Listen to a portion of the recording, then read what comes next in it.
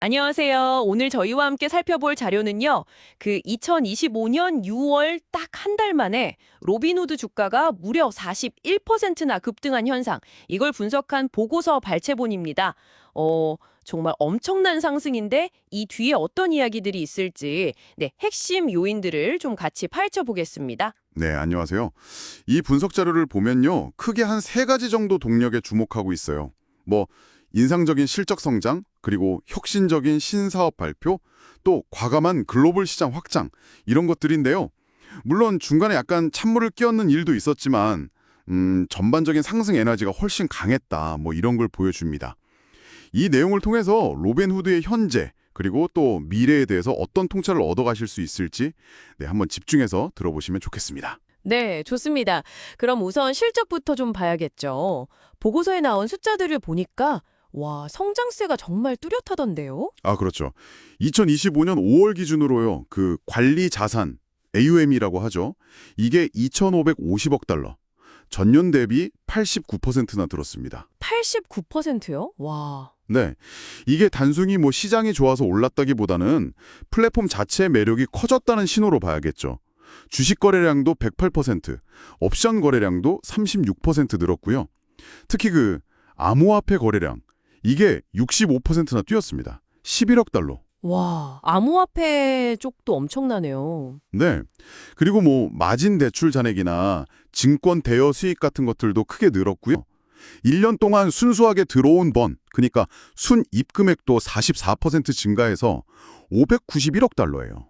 이 모든 게 결국 고객들의 신뢰하고 참여가 얼마나 뜨거워졌나 이걸 보여주는 지표거든요. 이게 주가 상승의 가장 근본적인 연료였다. 이렇게 볼 수 있겠습니다. 그렇군요. 단순히 뭐 거래량만 늘어난 게 아니라 보니까 플랫폼 자체를 계속 발전시키려는 노력도 있었던 것 같아요. 특히 그 새 기능들, 이게 좀 흥미롭더라고요. 맞습니다. 그 예를 들어 코렉스 다이제스트라고 AI 기반 분석 도구를 도입했거든요. 아, 네네. 이게 뭐냐면 복잡한 시장 정보를 사용자한테 맞춤형으로 딱 요약해 주는 거예요. 그러니까 투자 결정할 때 부담을 좀 덜어주려는 시도죠.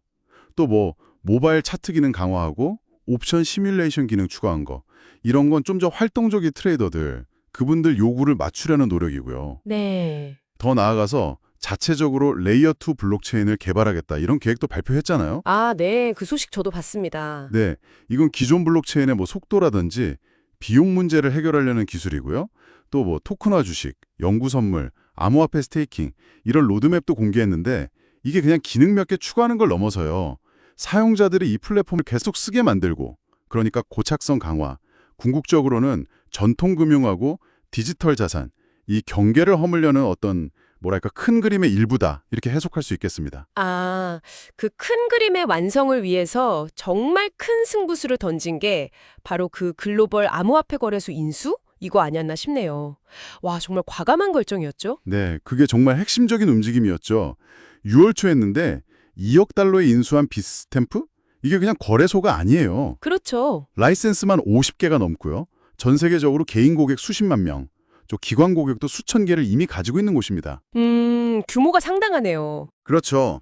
이걸 통해서 로빈후드가 단숨에 미국을 넘어서 유럽, 아시아 이쪽 글로벌 무대로 암호화폐 사업 영토를 확 넓힌 거죠. 여기서 정말 주목해야 할 점은요. 비트스탬프가 원래 하던 기관 대상 서비스 있잖아요. 뭐 스테이킹이나 대출 같은 거. 이것까지 로빈후드가 흡수하면서 역사상 처음으로 기관 비즈니스에 발을 들였다는 겁니다. 아, 기관 비즈니스를 시작했다는 거군요. 네, 이게 단순히 고객 늘리는 걸 넘어서 그동안 개인 투자자 앱 이런 이미지가 강했잖아요. 이걸 벗고 종합 금융 플랫폼으로 진화하려는 어쩌면 회사의 정체성 자체를 바꾸려는 그런 시도로 볼 수 있는 거죠. 야, 정말 큰 변화네요. 그런데 물론 모든 계획이 다 순조로웠던 건 아니라고 들었습니다. 기대를 모았던 그 S&P 500 지수 편입, 이게 불발됐다고요? 이건 좀 주가에 영향이 있지 않았을까요? 아, 네, 맞습니다. 6월에 그 정기 변경 때 편입이 안 되면서 실망 매물이 좀 나왔어요. 그래서 잠시 주춤하긴 했습니다. 하지만 이 분석 자료를 보면 그 영향이 아주 단기적이었다. 이렇게 평가해요. 아, 그래요? 네.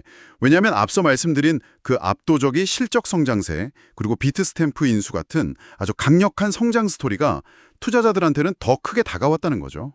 뭐랄까, 일시적인 악재보다는 회사의 근본적인 변화, 그리고 미래 가능성에 더 무게를 둔 셈입니다. 그렇군요. 펀더멘털이 워낙 강해서 그 정도는 상쇄했다. 이런 이야기네요. 자, 그럼 이 모든 상황을 종합해 볼 때 분석가들은 로빈후드의 현재 위치, 또 미래를 어떻게 보고 있습니까? 네.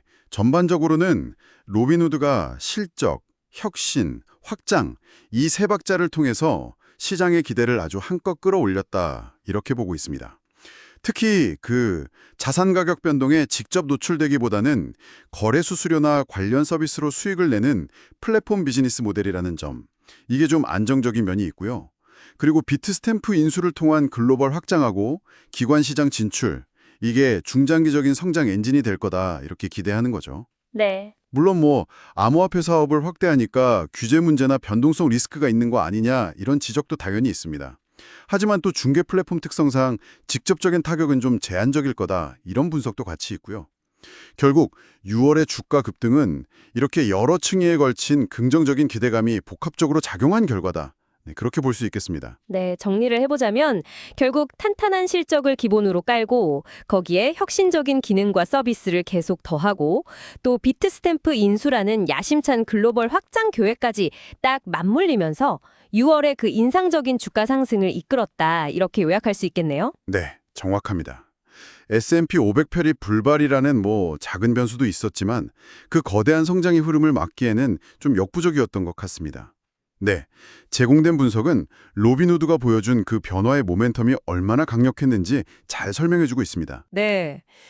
오늘 분석을 들어보니까 로빈후드가 단순히 그냥 편리한 투자 앱 이걸 넘어서서 금융의 어떤 미래지형도 자처를 바꾸려는 그런 야심을 보여주는 것 같습니다.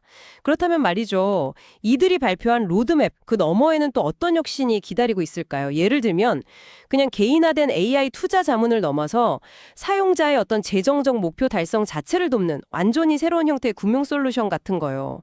상상해 볼 수도 있지 않을까요? 여러분이라면 로빈후드의 다음 행보를 어떻게 예측하시겠습니까? 한번 생각해 보시면 좋겠습니다.